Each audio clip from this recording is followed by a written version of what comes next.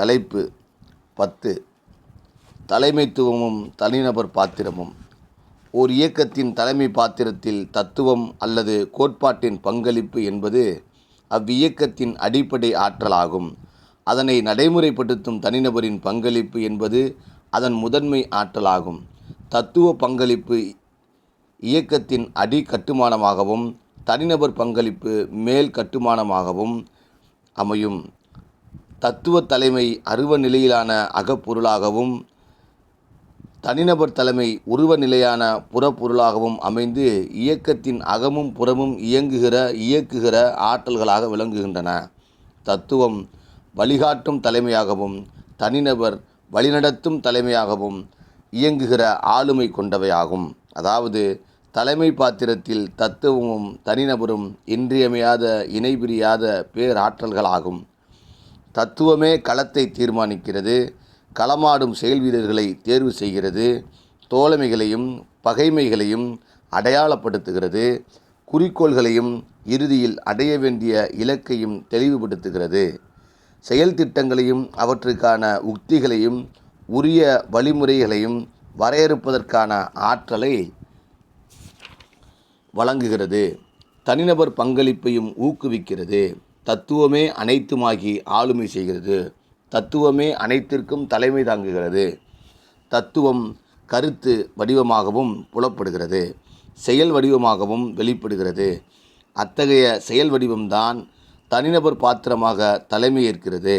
அதாவது தத்துவமே தனிநபர் உருவில் செயல் வடிவம் பெற்று தலைமைத்துவத்தை முழுமையாக்குகிறது. தலைமைத்துவத்தின் தனிநபர் பாத்திரமானது தத்துவத்தின் நடைமுறை வடிவம் கொண்ட இயக்க ஆற்றலாகும். அத்தகைய செயலாக்க வடிவமாய் இயங்குகிற தனிநபர் பாத்திரம் என்னும் நபர் தலைமைக்கும் தலைமை கொடுப்பது தத்துவ தலைமையே ஆகும். தத்துவமே வழிகாட்டவும் செய்கிறது, வழி நடத்தவும் செய்கிறது. அதாவது வழிநடத்தும் தலைமையாய் இயங்குகிற நபர் தலைமையை வழிநடத்துவதும் தத்துவ தலைமையே ஆகும். தத்துவ தலைமை இல்லாத எந்த ஓர் இயக்கமும் தனிநபர் தலைமையின் வெறுப்புகளுக்கு இலக்காகும். தனிநபர் தலைமை இல்லாத தத்துவம் ஓர் இயக்கமாக பரிணாமம் பெற இயலாது. எவ்வளவு உயர்ந்த சிறந்த தத்துவமாயினும் அதன் உயிர்ப்பும் ஆற்றலும் தனிநபர் தலைமையின் ஆளுமையினால்தான் வலிமையும் செழுமையும் பெறும். தத்துவம் சார்ந்த தனிநபர் தலைமையால்தான் தத்துவத்தின் பேராற்றல் பேர் இயக்கமாய் பேரூறு கொள்ளும். தனிநபர் தலைமையும் தத்துவ தலைமையும் ஒன்றுக்கொன்று உடன்பாடின்றி எதிர்மறை போக்குகளை கொண்டிருந்தால் இயக்கத்தின் எழுச்சியும் வளர்ச்சியும் வெகுவாக சிதையும். வலுவும் தெளிவும் இல்லாத தத்துவத்தால் ஒரு வலுவான நபர் தலைமையையும் ஒரு வலுவான வெகுமக்கள் இயக்கத்தையும் ஈன்றளிக்க இயலாது. அதை போலவே ஏற்றுக்கொண்ட தத்துவத்தை பற்றிய புரிதலும் செயலாற்றலும் இல்லாத ஒரு நபர் தலைமையால் தத்துவ தலைமையை நிலைநாட்ட இயலாது. தலைமைத்துவத்தில் தனிநபரின் தலைமை பாத்திரமானது மிகவும் இன்றியமையாதது, தவிர்க்க இயலாதது. தத்துவத்தின் செயல் வடிவமாய் தலைமை பாத்திர மேற்கும் தனிநபரின் பங்களிப்பு இயக்கத்தையும் அதனை இயக்கும் தத்துவத்தையும் பாதுகாக்கிற பேரரணாகவே அல்லது பால்படுத்திடும் பேராற்றலாகவோ அமையும். தத்துவம் இல்லாமலோ அல்லது தத்துவமிருந்தும் அதனை முற்றும் முன் நிறுத்தாமலோ ஒரு தனிநபர் தலைமை நிறுவப்பட்டால் அத்தகைய தனிநபரின் ஆதிக்கம் மேலோங்கும். எனவே தத்துவத்தை முன்னிறுத்தும் தனிநபர் தலைமையை அடையாளம் காண்பதும் அத்தலைமையை நிறுவி காப்பதும் ஓர் இயக்கத்தின் கடமையாக அமையும். தத்துவம் சார்ந்த கொள்கைகளை வரையறுப்பது, கொள்கைக்கேற்ற செயல் திட்டங்களை வகுப்பது, குறித்த கால வரம்புக்குள் அவற்றை வெற்றிகரமாக நடைமுறைப்படுத்துவது, தன் வலிமை மற்றும் மாற்றான் வலிமை அறிந்து செயல் உத்திகளை தீர்மானிப்பது, அனைத்து தரப்பு வெகுமக்களை அமைப்பாக்கி அணிதிரட்டுவது, இயக்கத்தின் கட்டமைப்பு வலிமையை பெருக்குவது, தலைமுறை இடைவேளை ஏற்படாமல் அடுத்தடுத்த தலைமுறைகளுக்கிடையில் அரசியலை தொடர்ச்சியாக பரப்புவது, உதிரிகளாய் சிதறடிக்கப்பட்டோரை, விளிம்பு நிலை மக்களை அரசியலின் பொது நீரோட்டத்திலே இணைப்பது, அதிகார பகிர்வை வென்றெடுப்பது, அதிகார வலிமையின் மூலம் மக்களை அரசியல் வலிமை கொண்டோராய் வளர்த்தெடுப்பது, சுரண்டலுக்கும் ஆதிக்கத்திற்கும் எதிரான போர்க்குணத்தை விதைப்பது போன்ற இவ்வாறான எண்ணற்ற செயலாக்கம் யாவும் தலைமைத்துவத்தில் தனிநபருக்குரிய மகத்தான பங்களிப்பாகும். தனிநபரின் தலைமை பாத்திரம் எத்தகைய பங்களிப்பை செலுத்துகிறதோ அதன்படியே தலைமைத்துவத்தின் வீரியம் அமையும். தத்துவம் வலிமை வாய்ந்த கருத்தாகவோ கொள்கையாகவோ விளங்கினாலும் அதனை செயல் தளத்திலே பொருத்தி அதற்கு உயிர்ப்பை ஊட்டுவது தனிநபர் பாத்திரத்தின் பங்களிப்பேயாகும். வீரியமிக்க தனிநபர் தலைமை, அதுவும் கொள்கை கோட்பாடு சார்ந்த தலைமை நிறுவப்படாமல் தத்துவம் செயல்வீரியமற்றதாய் நீர்த்து போகும். அதாவது தத்துவத்தின் தலைமை பாத்திரம் செயலிழந்து போகும். வலுவான தத்துவ தலைமை இல்லாத தனிநபர் தலைமையும், அதை போலவே வலுவான தனிநபர் தலைமை இல்லாத தத்துவ தலைமையும் இலக்கை நோக்கிய பயணத்தை வெற்றிகரமாக முன்னிறுத்து செல்லும் ஆற்றலை கொண்டவையாக இருக்காது. தத்துவ தலைமையே தலைமைத்துவத்தின் அடிப்படையானது என்றாலும் அதனை விட மிகவும் இன்றியமையாத பங்களிப்பை செலுத்தும் பாத்திரமாக விளங்குவது தனிநபர் தலைமை என்பதை நடைமுறையில் செயல் தளத்தில் காணலாம். அரசியல், சமூகம், பொருளாதாரம் மற்றும் பண்பாடு போன்ற ஒவ்வொரு தளத்திலும் வெவ்வேறு கோட்பாடுகளின் அடிப்படையில் வெவ்வேறு அமைப்புகள் இயங்கலாம். அடிப்படையான கோட்பாடு ஒன்றே எனினும் அமைப்புகள் வெவ்வேறாய் உருவாகலாம். தத்துவத்தின் அல்லது கோட்பாட்டின் அடிப்படையிலான மாறுபாடுகளால் அவ்வாறு பல்வேறு அமைப்புகள் பிறக்கலாம். அல்லது தனிநபர் பாத்திரத்தின் அடிப்படையிலான வேறுபாடுகளால் அவ்வாறு வெவ்வேறான அமைப்புகள் எழுச்சி பெறலாம். ஆனால் தத்துவத்தின் தலைமை பாத்திரமும் தனிநபரின் தலைமை பாத்திரமும் ஒருமித்த வீரியமும் வேகமும் கொண்ட அமைப்புகளால் மட்டுமே தமது இலக்கை எட்ட முடியும். இல்லையேல் திசை மாறி நீர்த்து போகவோ அல்லது தேக்கமடைந்து சிதைந்து போகவோ நேரிடலாம். ஆன்மீக தளத்தில் இறை நம்பிக்கை ஒரு தத்துவமாக கோட்பாடாக ஏற்கப்படுகிற நிலையில் அதனை அடிப்படையாக கொண்டு மதங்கள் என்னும் வெவ்வேறு அமைப்புகள் உருவாகின்றன. கடவுள் உண்டு என நம்புவது ஒரு பொதுவான அடிப்படையான கோட்பாடாக ஏற்கப்படுகிற போது அந்த கோட்பாட்டில் எழுகிற மாறுபாடுகளால் பல்வேறு மதங்கள் உருவாகும். அதாவது கடவுளுக்கு உருவம் உண்டு, உருவம் இல்லை என்கிற மாறுபாடுகள் உருவாகும் நிலையில் உருவ அருவ நம்பிக்கைகளின் அடிப்படையில் மதங்கள் வெவ்வேறாக வடிவம் கொள்ளும். கடவுள் உண்டு என்கிற கோட்பாட்டில் அக்கடவுள் ஒரே கடவுளா அல்லது ஒவ்வொரு குலத்துக்கும் ஒவ்வொரு சாதிக்கும் ஒவ்வொரு கடவுளா என கடவுளின் எண்ணிக்கை தொடர்பான மாறுபாடுகள் உருவாகிற போது அவற்றின் அடிப்படையிலும் வெவ்வேறு மதங்களோ அல்லது மதம் சார்ந்த ஆன்மீக அமைப்புகளோ தோன்றும். அடுத்து கடவுளுக்கும் மனிதனுக்கும் இடையில் இத்தகைய உறவுகள் அல்லது தொடர்புகள் என்பது பற்றிய கோட்பாட்டில் மாறுபாடுகள் உருவாகிற போது வெவ்வேறு அமைப்புகள் மலரலாம். இவ்வாறு கோட்பாட்டின் அடிப்படையில் மட்டுமின்றி செயற்பாட்டின் அடிப்படையிலும் மாறுபாடுகள் உருவாகிற போது வெவ்வேறான அமைப்புகள் உருவாகின்றன. அத்தகைய செயற்பாடுகள் யாவும் தனிநபரின் தலைமை பாத்திரங்களாலேயே பெரும்பாலும் தீர்மானிக்கப்படுகின்றன. தத்துவத்தின் தலைமை பாத்திரம் செயல் திட்டங்களை வரையறுப்பதில் வழிகாட்டும் வலிமை பெற்றிருந்தாலும் தனிநபர் தலைமை பாத்திரம்தான் அவற்றை வரையறுப்பதில் பெரும் பங்கு வகிக்கிறது.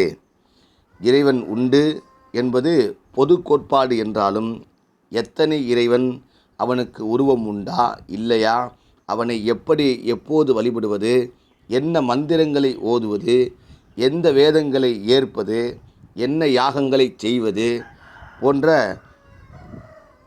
நடவடிக்கைகளை எல்லாம் வரையறுப்பதில் தனிநபரின் தலைமை பாத்திரமே முழு பொறுப்பை ஏற்கிறது. அவ்வாறே கடவுள் இல்லை என்ற நம்பிக்கை ஒரு பொது கோட்பாடாக ஏற்கப்படுகிற போது கடவுளின் பெயரால் நடக்கும் சுரண்டல் மற்றும் ஆதிக்கத்திற்கு எதிரான இயக்கங்கள் உருவாகின்றன. அவை சமூக அரசியல் இயக்கங்களாகவோ அல்லது புரட்சிகர அமைப்புகளாகவோ உருவாகலாம். அதாவது மதங்கள் போன்ற அமைப்புகளின் நடவடிக்கைகளுக்கு எதிரான இயக்கங்களாக உருவாகலாம். அரசியல் தளத்தில் ஆதிக்கம், ஒடுக்குமுறை மற்றும் சுரண்டல் ஆகியவற்றை எதிர்ப்பதும், ஜனநாயகம் மற்றும் சமத்துவத்தை வென்றெடுப்பதும், உழைக்கும் மக்களுக்கான தேவை என்கிற கருத்து ஒரு பொது கோட்பாடாக ஏற்கப்படுகிற போது, உழைக்கும் பாட்டாளி வர்க்கத்தை சார்ந்த வெகு மக்களை திரட்டுவதற்கான அமைப்புகள் உருவாகலாம். எத்தகைய சுரண்டலை, எத்தகைய ஆதிக்கத்தை எதிர்ப்பது என்பதில் மாறுபாடான கருத்துகள் உருவாகிற போது அவற்றின் அடிப்படையில் வெவ்வேறான அமைப்புகள் உருவாகலாம். அதாவது சாதி, மதம், மொழி, இனம், நிறம், பால், தேசம் போன்ற பல்வேறு தளங்களில் நிலவும் ஆதிக்கம் மற்றும் சுரண்டல் போன்றவற்றில் எத்தகைய தளத்தை சார்ந்த செயல் திட்டங்களை வகுப்பது என்பதை பொறுத்து அமைப்புகள் உருவாகலாம். இவ்வாறான வரையறைகளை தீர்மானிப்பதில்தான் தனிநபரின் தலைமை பாத்திரம் பெரும்பங்கு வகிக்கிறது. தனிநபரின் தத்துவ புரிதல், செயல் வீரியம் உள்ளிட்ட ஆளுமை திறன்கள் தலைமை பாத்திரத்தில் இன்றியமையாத பங்கை வகிக்கின்றன. அதாவது சமூகம், அரசியல், பொருளாதாரம் முதலிய அனைத்து தளங்களிலும் தனிநபரின் தலைமை பாத்திரமானது அவை சார்ந்த தத்துவத்தை புலப்படுத்தவும் வலுப்படுத்தவுமான பங்களிப்பை செய்கிறது. அதனால் தனிநபர் தலைமை பாத்திரம் போதிய தத்துவ புரிதலும் தெளிவும் உறுதியும் பெற்றிருத்தல் இன்றியமையாத தேவையாகிறது. தத்துவத்தின் தலைமை பாத்திரம் தொடர்பாக அத்தகைய தெளிவோ உறுதியோ இல்லாமல் தன்னலத்தை முன்னிறுத்தும் தான்தோன்றித்தனமான போக்குகளை கொண்டதாக தனிநபர் தலைமை பாத்திரம் அமையும் போது அவ்வமைப்பு செயல் வீரியம் இழந்து இலக்கு தவறி திசை மாறி பிற்போக்கானதாக உருமாறி போகலாம். அவ்வமைப்பு ஏற்றுக்கொண்ட தத்துவமும் ஒளி மங்கி முனை மழுங்கி போகலாம். தனிநபர் தலைமை பாத்திரத்தின் விருப்பு வெறுப்பு முன்னிறுத்தப்படலாம். தனிநபரின் அகந்தை ஆதிக்கம் பெறலாம்.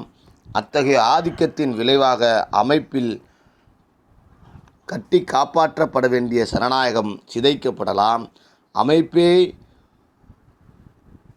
ஒரு தனிநபரின் ஆளுகைக்கும் ஆதிக்கத்திற்கும் ஆட்பட்டு ஜனநாயகமற்ற நிலையை கொண்டதாக மாறுகிற போது அத்தகைய அமைப்பால் அல்லது அந்த தனிநபரின் தலைமைத்துவத்தால் அடைய வேண்டிய இலக்கை நோக்கி அமைப்பை வழிநடத்த இயலாத நிலை உருவாகலாம். அதாவது ஒரு தத்துவத்தை பாதுகாப்பதோ அல்லது அத்தத்துவத்தின் தலைமை பாத்திரத்தை நிறுவுவதோ, அதன் அடிப்படையில் ஓர் அமைப்பை கட்டமைப்பதோ, அவ்வமைப்பின் வழியாக ஒரு சமூக மாற்றத்தை படைப்பதோ அல்லது சமத்துவத்தை வென்றெடுப்பதோ எதுவாயினும் தனிநபர் தலைமை பாத்திரத்தின் பங்களிப்பை பொறுத்தே அமைகிறது. தலைமைத்துவத்தில் தனிநபர் தலைமை பாத்திரம் என்பது அமைப்பின் ஒவ்வொரு அலகிலும் நிறுவப்பட வேண்டிய ஒன்றாகும். அரசியல் இயக்கம் என்கிற போது அடிமுதல் நுனி வரையிலான அதன் ஒவ்வொரு அடுக்கிலும் கடைநிலையிலுள்ள ஒவ்வொரு அலகிலும் தனிநபர் தலைமை பாத்திரம் முகாமையான பங்களிப்பை செலுத்த வேண்டியது தவிர்க்க இயலாததாகும். அதாவது ஒட்டுமொத்தமான ஒற்றை தலைமையை மட்டுமே குறிக்காது. குறிப்பாக ஒற்றை நபரை மட்டுமே குறிப்பதாகாது. அனைத்து தளங்களுக்கும் இது பொருந்தும். அரசியல் தளத்தில் மட்டுமின்றி சமூகம், பொருளாதாரம், பண்பாடு போன்ற அனைத்து தளங்களிலும் தனிநபர் தலைமை பாத்திரம் என்பது ஒற்றை நபரை மட்டுமே கொண்டதாக அமையாது. ஒற்றை நபரை முன்னிறுத்தி ஒவ்வொரு அலகிலும் கட்டமைக்கப்படும் தலைமை பாத்திரமானது அமைப்பின் சட்டம் மற்றும் விதிகளின் பின்னணியோடும் அவ்வமைப்பு ஏற்றுக்கொண்ட தத்துவத்தின் பின்னணியோடும் ஆளுமை வடிவம் கொண்ட இன்னொரு அலகாகவே அது இயங்கும். அமைப்பின் சட்டங்களும் விதிகளும் தன்னியல்பாக ஆளுமை செய்யும் தலைமை பாத்திரத்தை ஏற்கிற இன்னொரு அங்கமாக அல்லது ஓர் அலகாக விளங்கும். அதாவது தனிநபர் தலைமை பாத்திரத்தின் ஒரு பகுதியாக தத்துவமும் இன்னொரு பகுதியாக அமைப்பின் சட்டங்கள் மற்றும் விதிகளும் அமையும். அவ்வாறு அமையாமல் தனிநபரின் விருப்பு வெறுப்பே ஆளுமை செய்வதாக அமைந்தால் மக்களை அமைப்பாக்கவோ அரசியல்படுத்தவோ இயலாத நிலை உருவாகும். அது அமைப்பின் ஒவ்வொரு அடுக்கிலும் ஒவ்வொரு அலகிலும் நடைமுறை உண்மையாய் அமையும். சமூகத்தின் மற்றும் அமைப்பின் அனைத்து அடுக்குகளிலும் அனைத்து அலகுகளிலும் தனிநபர் தலைமை பாத்திரமானது தத்துவம் சார்ந்த கொள்கை பின்னணியோடும் அமைப்பு சார்ந்த சட்டம் மற்றும் விதிகள் போன்ற நிர்வாக அலகுகளின் பின்னணியோடும் அணிதிரட்டப்படும் மக்களின் அங்கீகாரம் என்கிற சமூக பின்னணியோடும் கட்டமைக்கப்பட வேண்டும். அதாவது தத்துவத்தின் தலைமை பாத்திரத்தை ஏற்றுக்கொண்டதாகவும் பின்பற்றக்கூடியதாகவும் அத்தகைய தத்துவத்தின் அடிப்படையிலான ஓர் அமைப்பின் சட்டம் மற்றும் விதிமுறைகளுக்கும் என்ன பிற நெறிமுறைகளுக்கும் கட்டுப்பட்டு இயங்கக்கூடியதாகவும் அவ்வமைப்பின் வழி அணிதிரட்டப்பட்டு அரசியல்படுத்தப்பட்டுள்ள வெகுமக்களின் அங்கீகாரத்தை பெற்றதாகவும் தனிநபர் தலைமை பாத்திரம் விளங்க வேண்டும். தத்துவ பின்னணி, அமைப்பு பின்னணி, மக்கள் பின்னணி ஆகியவற்றை கொண்ட ஒற்றை வடிவமாகவே தனிநபர் தலைமை பாத்திரம் அமையும் அல்லது அமைய வேண்டும். அத்தகைய பின்னணிகள் ஏதுமில்லாத எந்த ஒரு தனிநபர் தலைமை பாத்திரமும் மக்களுக்குரியதாக அமையாது, மக்களால் ஏற்கவும் இயலாது. தலைமைத்துவத்தின் இரு நிலைகளாக தத்துவத்தின் தலைமை பாத்திரமும் தனிநபரின் தலைமை பாத்திரமும் அமைப்பு மற்றும் மக்கள் ஆகியவற்றுடன் இணைந்து ஒருமித்து இயங்குகிற நிலையில்தான் தலைமை என்பது முழுமை பெறுகிறது. இவற்றில் அமைப்பை வடிவமைப்பதிலும் வலிமைப்படுத்துவதிலும் மக்களை அமைப்பாக்குவதிலும் அரசியல் படுத்துவதிலும் அமைப்பு மற்றும் மக்கள் திரள் ஆகியவற்றோடு தத்துவம் மற்றும் கொள்கைகளை தொடர்பு படுத்துவதிலும் உறவை உறுதிப்படுத்துவதிலும் தனிநபர் தலைமை பாத்திரத்தின் பங்களிப்பே இன்றியமையாததும் ஆகும். அதாவது தனிநபர் தலைமை பாத்திரமே தத்துவத்தை செழுமைப்படுத்துகிறது, அமைப்பை வலிமைப்படுத்துகிறது, மக்களை அரசியல்படுத்துகிறது. தத்துவத்தின் வழிகாட்டுதலின்படி அமைப்பையும் வெகுமக்களையும் இலக்கை நோக்கி வழிநடத்துகிறது. தலைமைத்துவத்தில் தனிநபர் பாத்திரத்தின் பங்களிப்பு மகத்தானதாகும். தத்துவத்தில் முளைக்காத தனிநபர் தலைமை பாதை தடுமாறி திசை மாறி இழக்கும் தன் வலிமை. மார்ச் 2011. நன்றி.